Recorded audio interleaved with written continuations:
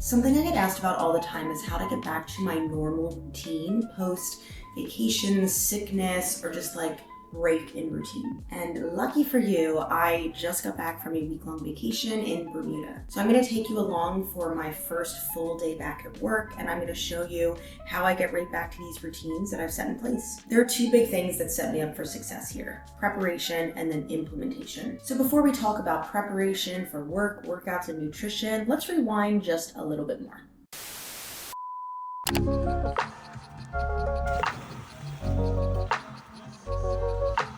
If this is your first time here, my name's Justina. I'm a personal trainer based out of New York City who loves showing you how to balance life and your health.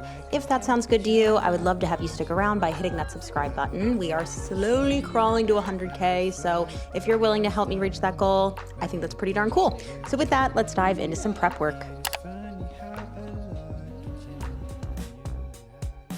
When I think of preparation, I'm thinking of a few different buckets to fill: work, workouts, and nutrition. So to keep this a little more interesting and relevant to you, we won't talk too much about work here. You're also gonna see that in action soon if that does happen to be of interest to you. But let's talk about workouts first. So I've mentioned it before, but I get my strength programming from another coach, so all I have to do is make sure they're scheduled in my calendar. I do 3 strength workouts a week, and we're hitting them Monday, Wednesday, and Friday this week. Now, I already feel the question coming: did you work out on vacation? And I actually did. I think whether you work out or not on vacation is really dependent on a lot of different factors. How active is your vacation? What type of time do you have? What do you have access to? And honestly, do you feel like it or not? I was on for 7 days, and my sister and I took a cruise to Bermuda. And what typically works for me is to work out on sea days to give myself a little bit of structure and a little bit of movement that will make me feel good. And I don't follow a program because honestly, the gym is pretty packed most of the time, so I just do whatever's available. Now, the other thing I did do was run, which was actually part of my prep. So I'm set to start my 10K training this week, and because I knew I'd be playing a bit of catch up, I decided to do my first run of this training block on the ship. It was a 2-mile recovery run, so I did that on my mobility and stretch day, and honestly, this was just really helpful to check something off my list before I even got back to New York to give me peace of mind. Now, the other part of my prep was nutrition related, and this actually started the week before I left. So last week I sat down with Kevin to get just kind of like a rough idea of our schedules and pick out some meals for the week. And I made a whole grocery list and prioritized easy meals since I knew I wouldn't want to prep anything on a Sunday when I got home. Then all I had to do was open up Instacart on Sunday morning, place my order, and wait for that delivery to arrive. And I'm telling you, doing that mental prep work ahead of time saved me so much energy and stress heading into the work week. And while there were some things I didn't get to that are typically in my Sunday routine, like a deeper apartment clean, I feel like I still did enough to not make me feel like I'm playing catch up the entire week. So now that we're all on the same page and we understand the back end work, let's dive into my first day back to work. Good morning. We've already been up and at 'em, but let's chat through the schedule really quickly. And by the schedule, I mean the schedule for the day. I've been editing this video for a few hours. I'm about to break to eat breakfast. But honestly, this is a pretty chill, like, first day back to work. I have a call with a custom programming client just so we can check in from this last block, and she's going to be continuing it with the new block. So just figuring out where we want to go from here. I have a virtual client at noon. I'm gonna eat lunch and then we're going to the gym. So I have a very quick 10-minute recovery run. I'm actually gonna do that before my strength work. And then I have a strength workout today. We'll talk a little bit more about what that entails when we get into it. I have a little tiny bit of on-demand editing to do. We have lots of things to check off the list in terms of like admin. I have to pay taxes. And then we have a class tonight. So nothing too wild, nothing too crazy. I like that we're easing back into the week and that we're prepared for it. So one of those things that we prepared is breakfast. So let's go make it.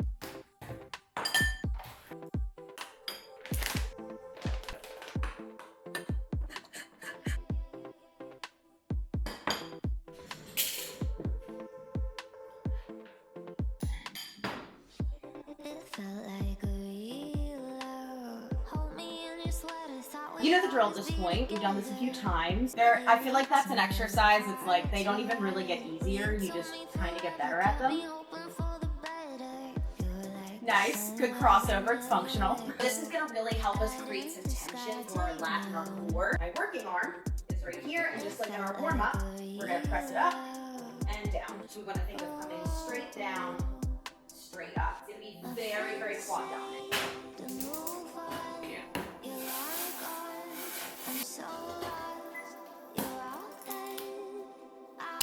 All right, we're back. We also forgot to make rice this weekend in prep, so we're doing that real quick for lunch. So ideally, I would have prepped this rice yesterday, but I did prep my chicken. I did chicken in the crock pot, and it's gonna be like a southwestern salad that I'm having for lunch all week. The reason that I did this is because I knew I already had chicken in the freezer, so I could just easily throw it in the crock pot with my seasoning, put that in for 6 hours, and then shred it up last night. I knew I had rice. Again, I should have prepped it yesterday, but here we are. And then I just get these salad mixes from Aldi when I'm feeling super lazy, and we're gonna just have those for lunches this week. One of the things that I have found from personal experience, like coming back from vacation, nutrition-wise, I cannot do anything too complex during the workday. So like breakfast needs to be something I can put together in about 2 minutes or less. Lunches need to be something that I can just throw together. If there's a lot of legwork, a lot of prep work, again, coming back from vacation or being out of my habits, it's probably not gonna get done. And again, from personal experience, if I'm not fueled for the day, especially with how much movement and activity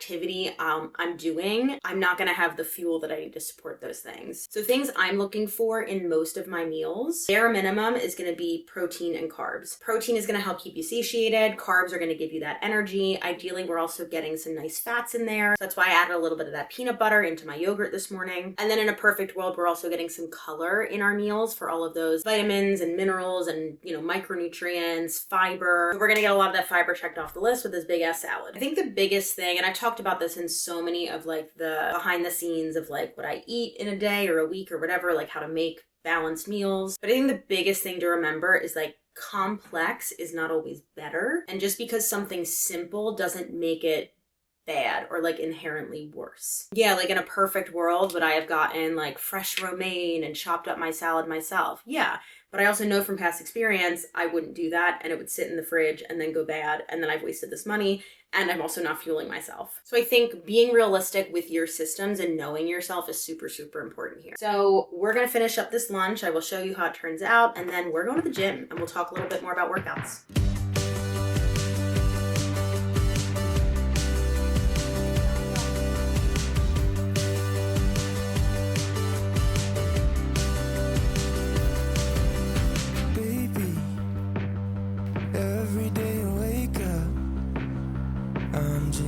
So my workout today is full body and it's the third week of this particular block, but obviously I missed last week, which is absolutely fine.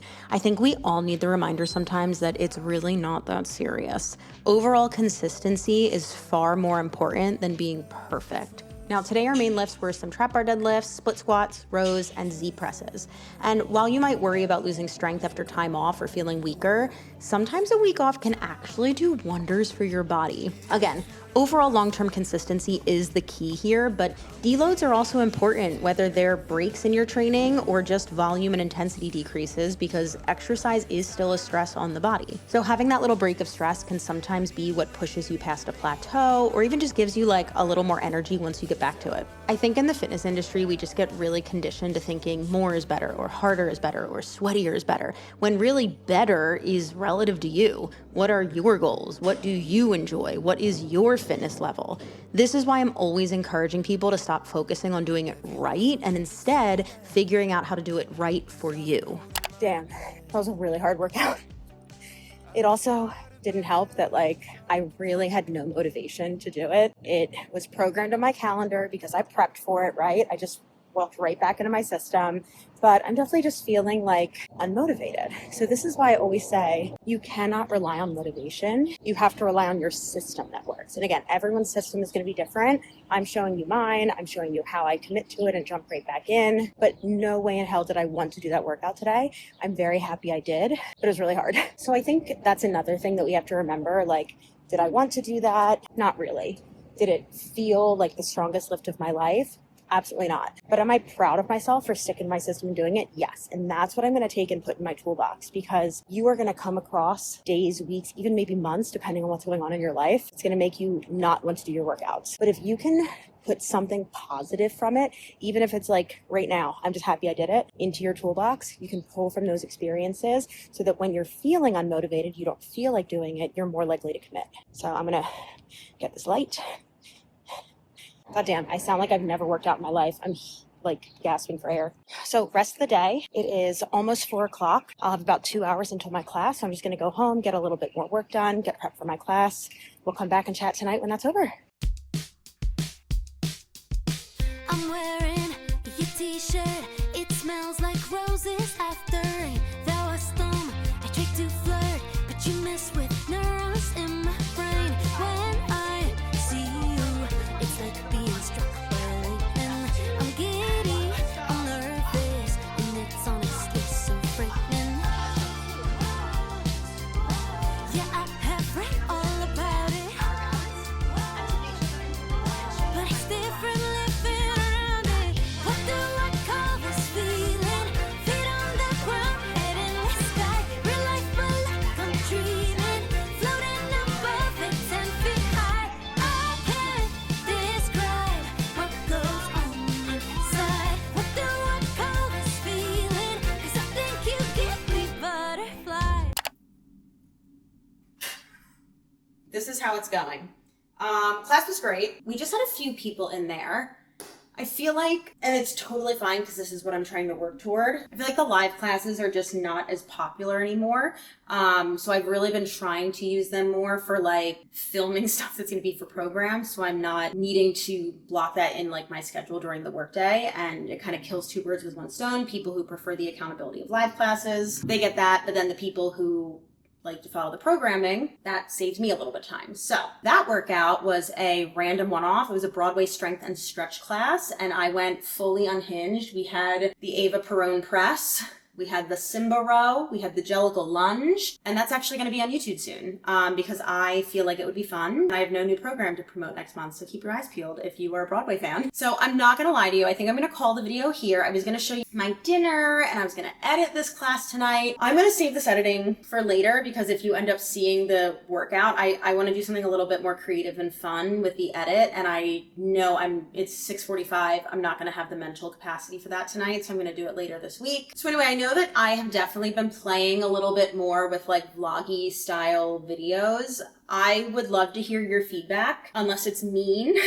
Constructive feedback is ideal. If I'm being totally honest, I feel like last year I was really trying to make videos that were potentially going to hit the algorithm and very highly searchable, and 9 times out of 10 when I created videos like that, they just did kind of well anyway. So I was like, let me go back to doing some stuff that's a little bit more creative and fun for me, because honestly, looking back through old like more vlog style content of mine, they perform about just as well as all of the other stuff that happens during the month that isn't like the TikTok roundup or something very clickbaity. So that's where we're at if you're wondering like what's going on with the content. Yeah, I'd love to hear your feedback. Obviously, a lot of this channel is to serve all of you and make content that's interesting or helpful to you. Like that is the point of the channel, to be helpful and educational, but there's also a big creative component for me. I do all of the filming and the editing and the scheduling and everything. So I'm trying to find that balance. So I would love to hear your thoughts, unless they're mean.